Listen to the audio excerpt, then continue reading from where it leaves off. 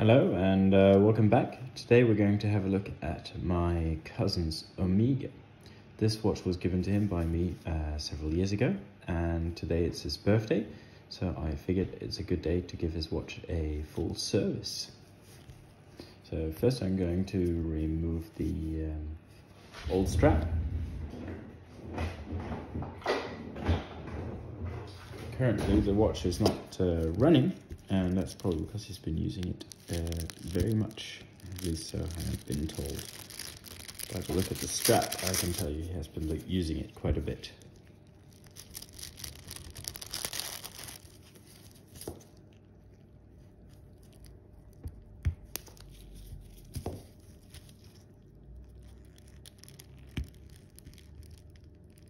So I'm using my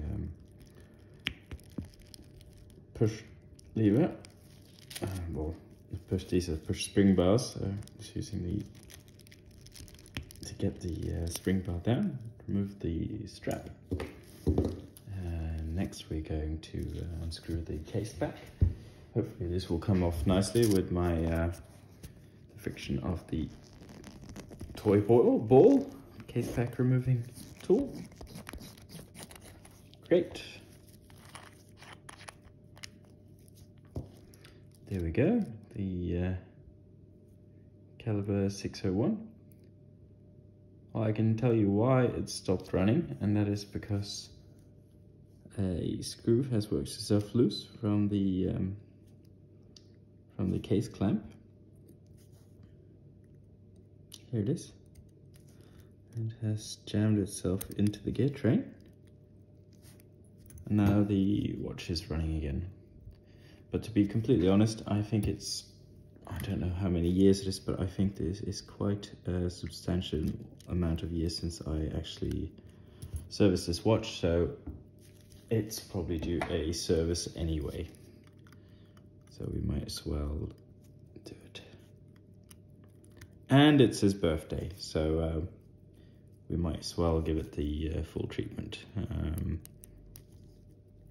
So my cousin is Luke Glaser. He's a very talented musician, and he's also the person that has provided me with some of the music I've used on several of my videos, and I might do on this one as well. So I'm going to do a fairly short video, so I'm going to speed up things from here.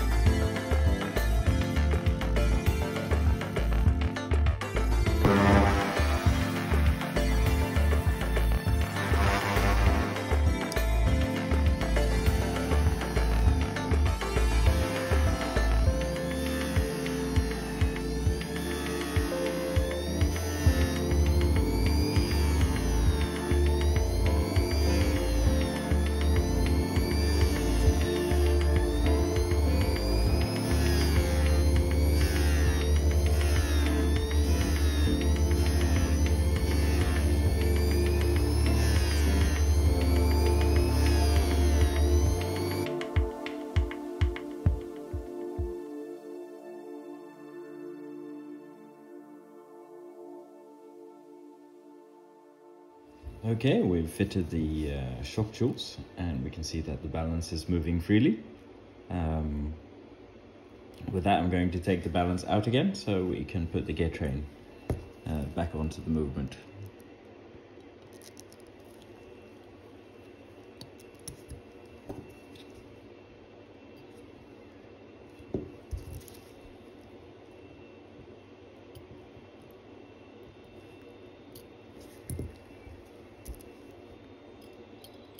So this movement wasn't too dirty, and it's probably because I serviced it about 5 years ago. But it does not hurt to give it another service now. A bit of fresh lubricants and get rid of any dirt that might have made its way in there. But to be honest, it was very clean. But nevertheless, it's going to be extra clean now. And put the barrel in. Center wheel. A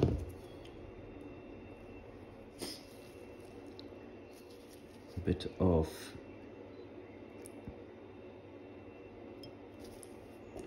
red oil here.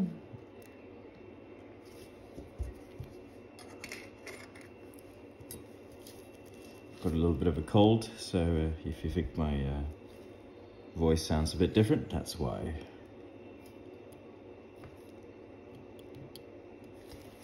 So big bridge on this, comes on nicely.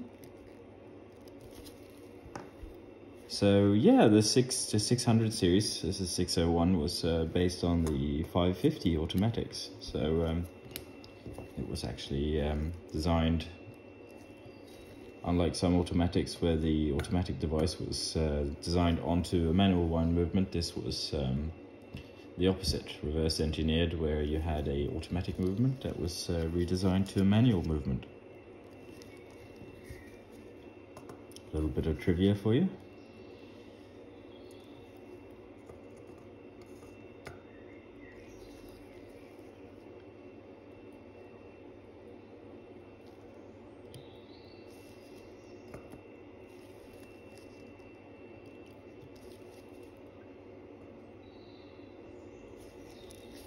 Oh no!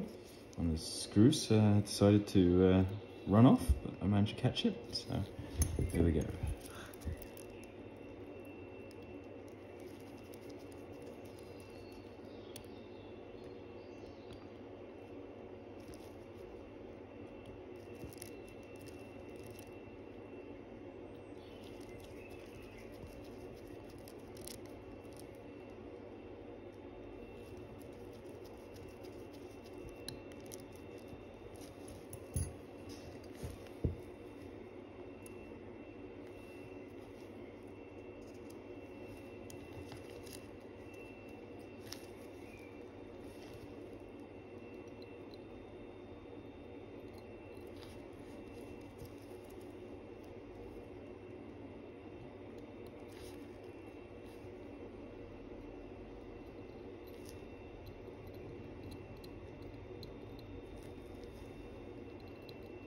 Now I can fit the rest of the gear train.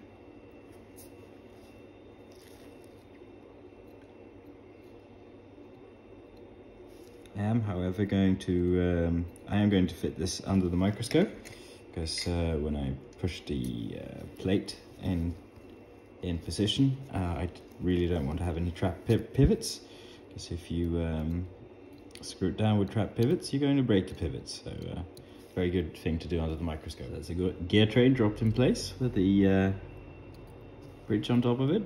Now I can secure it with the bridge screws.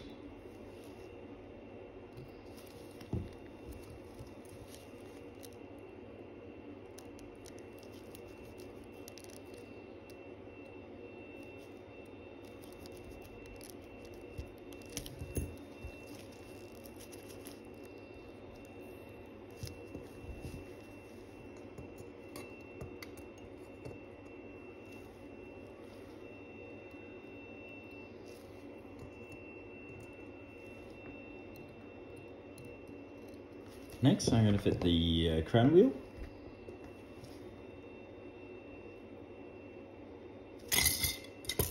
Yay. Try not to flip my parts all over the place. That was a close call. Didn't see on camera, but I tried to flip my parts tray upside down. Luckily it did not go all the way.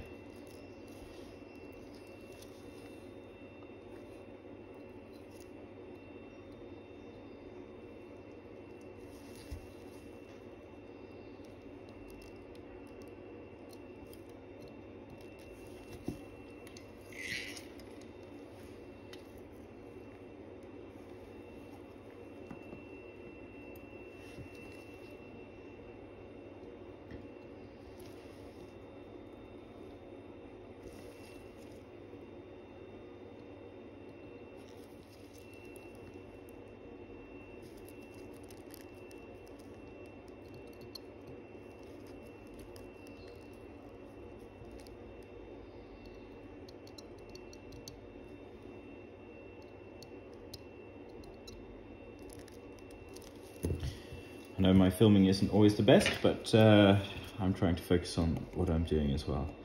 So it can get a bit confusing doing two things at once, I'm afraid. But I'll try my best. So now it's time to fit the ratchet wheel. And of course we want the ratchet to engage on the right way. Otherwise it won't ratchet properly.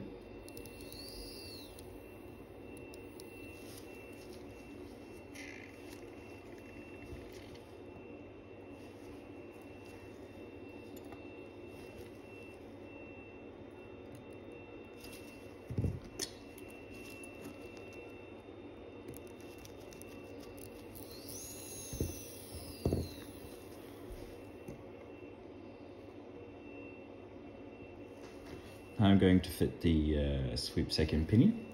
Just going to get a drop of oil on the surface here. I'm going to do that under a microscope.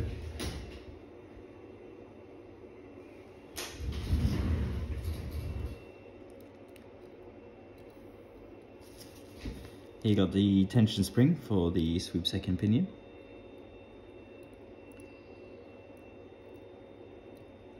To be honest, I prefer a direct drive wheel system to the pinions, as these springs tend to wear at times, and you can get stuttering if they're not tensioned enough, and you can lose a lot of amplitude if it's over tensioned. So I do prefer the a driving wheel like you have in the ETAs, Turners, etc. But still, it works, and when it's in good condition, it's a nice system. Gonna fix this under the microscope. That's in place. Now we can secure it.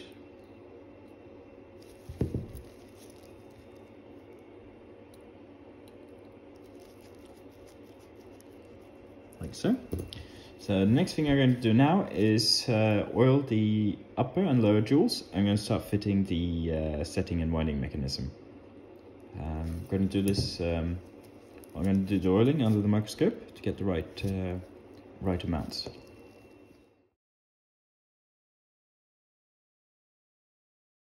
Right, the gear train has been oiled. Now time to put the setting and winding mechanism back in place.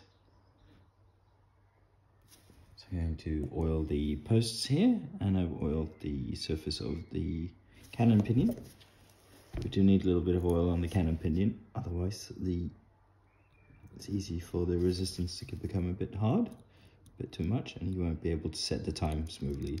So cannon pinion, that's a click fit.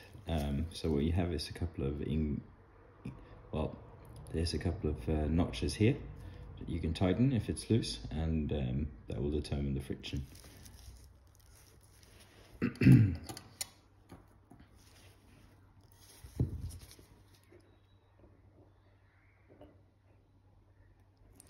And put a bit of blue grease on the sliding surfaces of the setting and winding mechanism.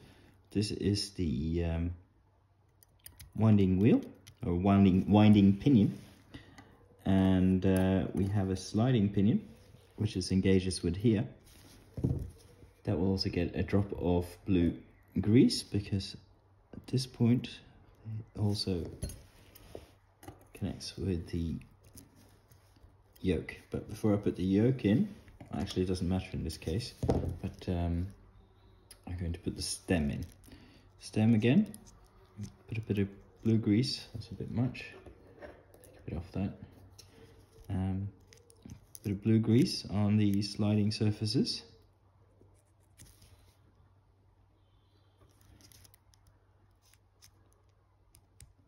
Like so. Can pop that in. Make sure my movement is secured. There we go. And here's the setting lever. A nice detail on the setting lever is that it does not have a screw. This is a push release.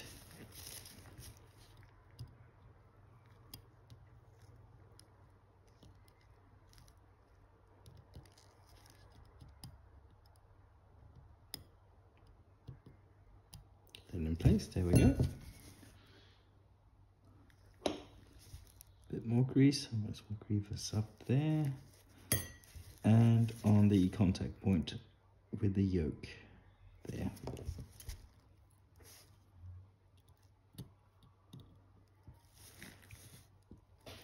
Next comes the yoke spring.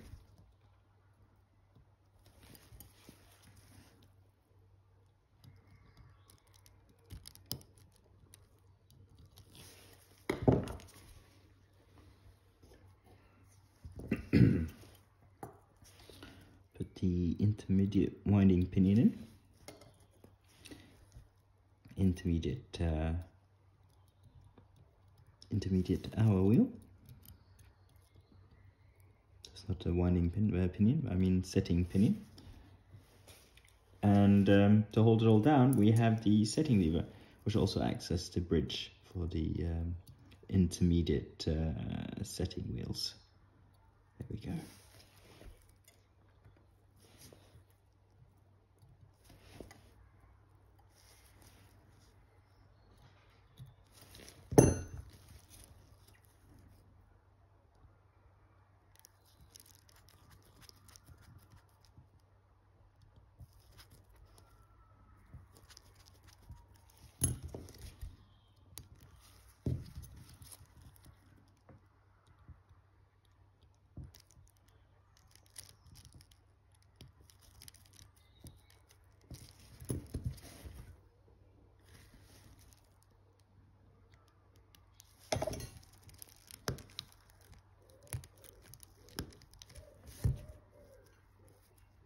Very nice. Now we can set the time on the movement.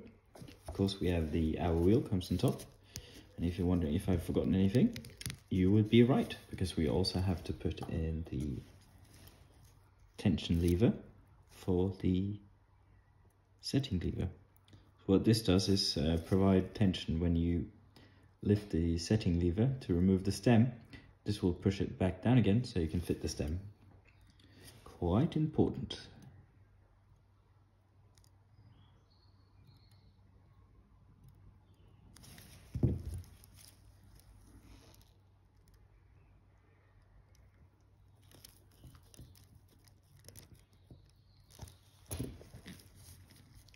So now we'll flip the movement around, and it's time to fit the pallet fork and oil that up, and then we can see if she will run again.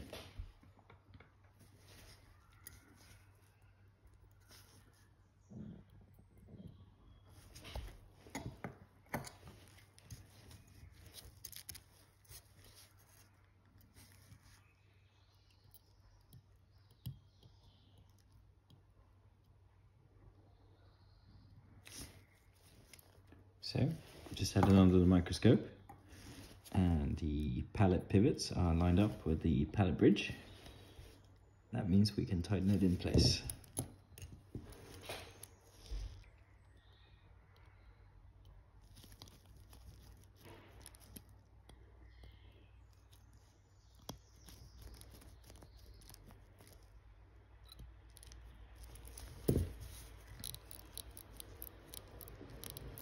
Now we can wind the watch, And the next thing I'm going to do is oil the pallet fork. You can see on my other videos how I do this. I might add a couple of pictures, but the idea is to get a droplet on the surface of the pallet jaw, and we're going to dissipate that oil by moving the pallet back and forth.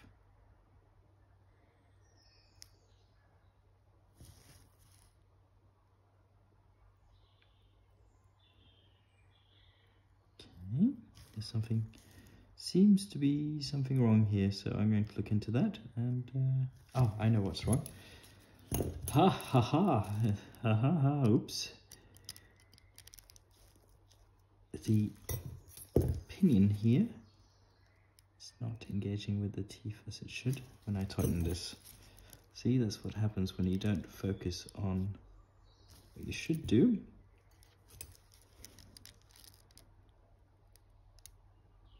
There we go. Now the teeth are engaged.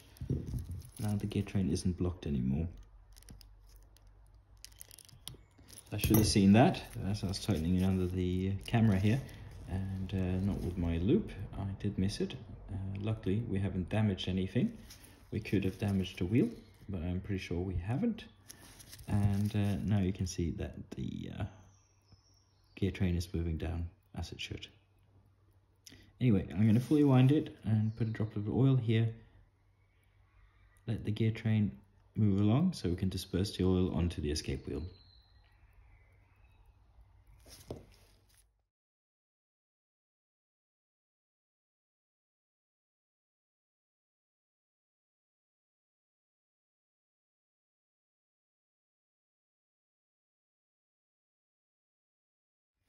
Alright, now I'm happy with the oiling of the pallet. I'm going to fit the escape wheel and assembly back in place.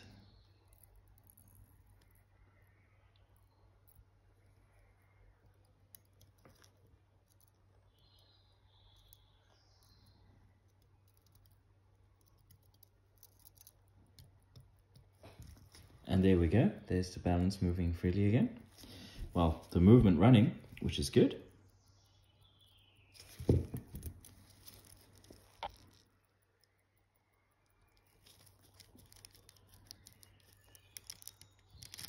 The question is how well it's running. We'll find that out in a second when I put it on the time graph. All right, let's see what she does. Put the lift angle at 49 degrees, which is correct for this movement. Plus 2 seconds a day, amplitude 241. Which is fine. These tend to settle and increase in amplitude. I don't know why, but after a day, usually the amplitude is a bit higher. But I'm happy with that. I'm going to keep time. 244, going a bit upwards. Let's put it dial side up.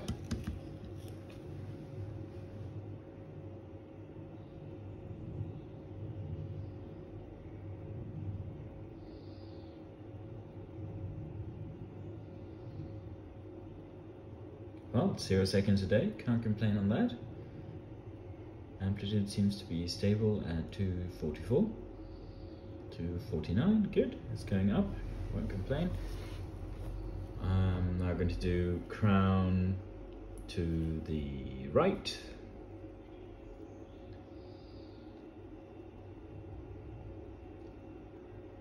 Plus a few seconds, very good. Crown down.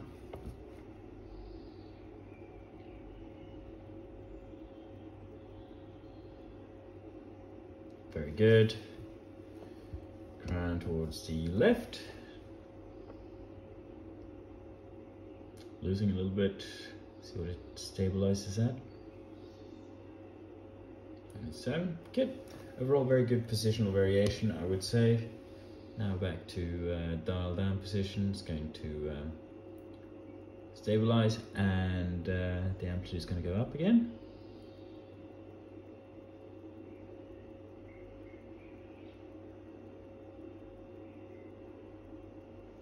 There we go. Oh, very good, very nice and accurate movement.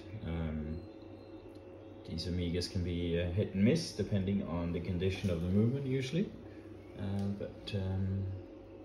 Yeah, this one's very good. Happy with that.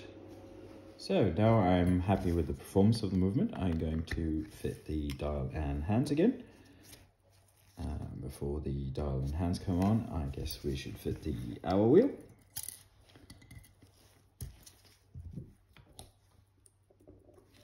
Give that a little bit of oil there. There we go. Little dial washer on.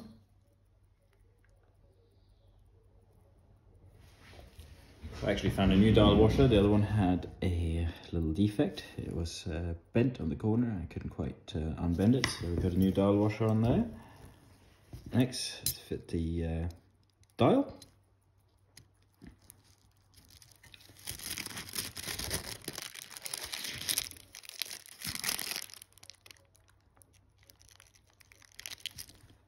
So that's the dial secured.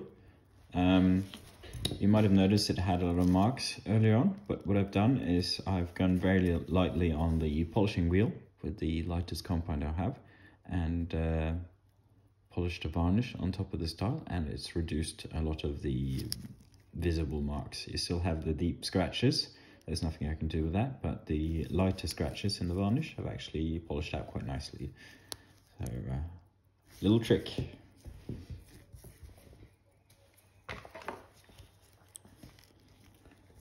Next is to fit the hands. So there's no date on this watch. That's nice.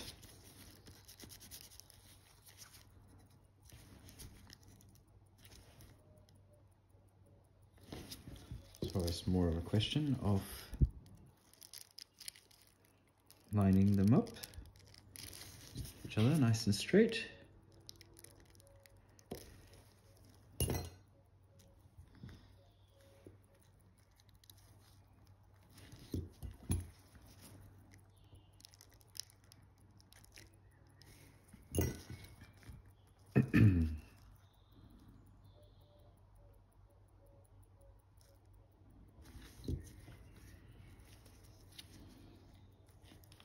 Up at 6 o'clock, see how it pans out.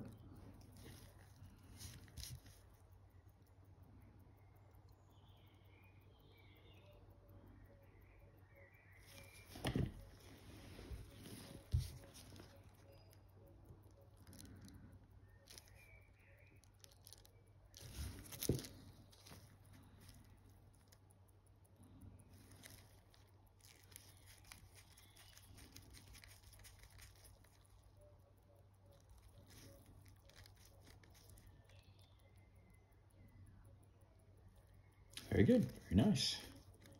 Again, I don't have to worry about the date change, which is nice. Just put the hands on. Do have to worry about fibers though. It's like they come out of thin air.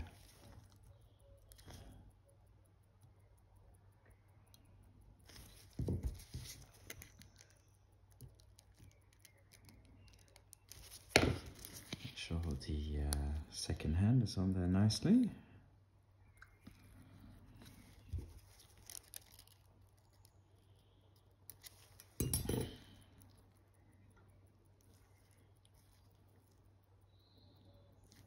Good.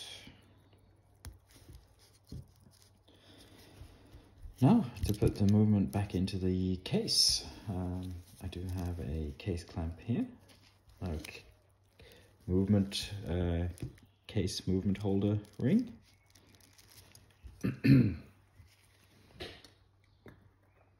This is held in place by these case clamps. So I'm going to pre-fit this before fitting it into the case.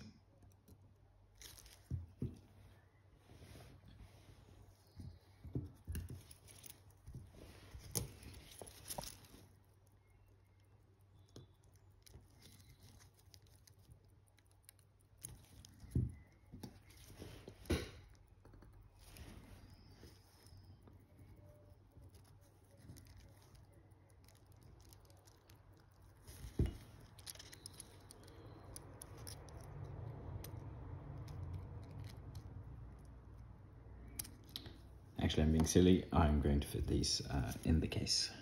It's going to be a bit easier than fuffing around like this.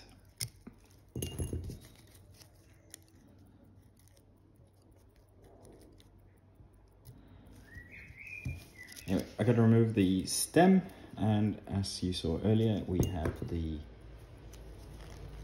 setting lever is push. It's not a screw, so you push it in, the stem comes out like so. I'm going to fit this into the case.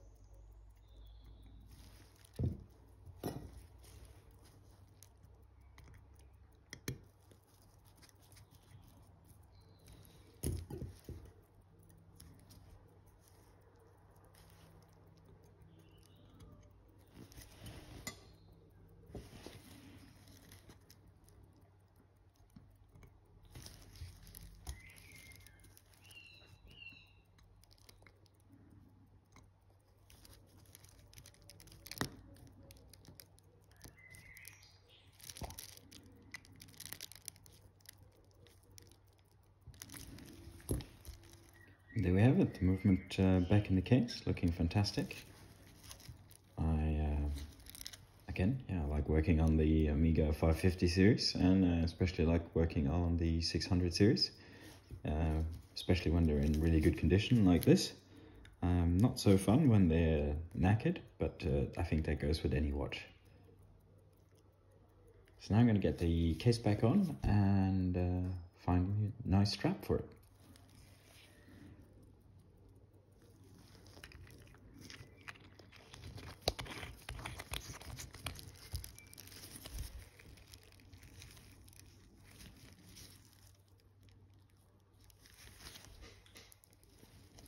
So yeah, look at that, what a beauty.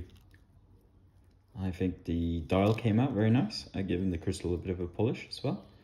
And overall, being freshly serviced and adjusted is going to keep very good time. I think it's, yeah, I think he's going to be very happy getting it back. Happy birthday, Luke. And until next time, have a good one.